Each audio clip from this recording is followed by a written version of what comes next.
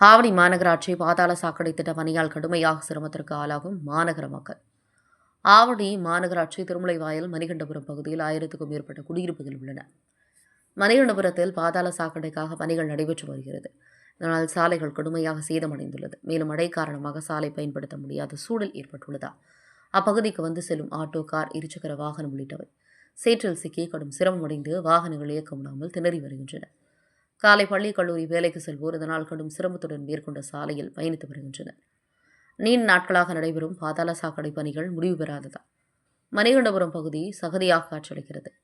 மாநகராட்சி சார்பில் நடைபெற்று வரும் பாதாள சாக்கடை திட்ட பணிகள் துரிதப்படுத்தி விரைவாக முடித்து பருவமழைக்கு முன்பு நடவடிக்கை எடுத்திட வேண்டும் என கோரிக்கை விடுத்துள்ளனர். இதுகுறித்து அப்பகுதி மண்டல குழு தலைவர் அமுதா அவர்களை தொடர்பு கொண்டு கேட்டபோது, மணிகண்டபுரம் பகுதியில் மழை வெள்ளம் உள்ளிட்டவை தேங்காத வகையில் நிரந்தர தீர்வு ஏற்படுத்தும் வகையில் பாதாள சாக்கடை திட்ட பணி நடைபெற்று வருகிறது. மக்கள் சிரமத்தை கருத்தில் கொண்டு விரைவாக பணிகளை முடித்து சாலை அமைக்கும் பணி தொடங்கப்படும் என உறுதியளித்தனர்.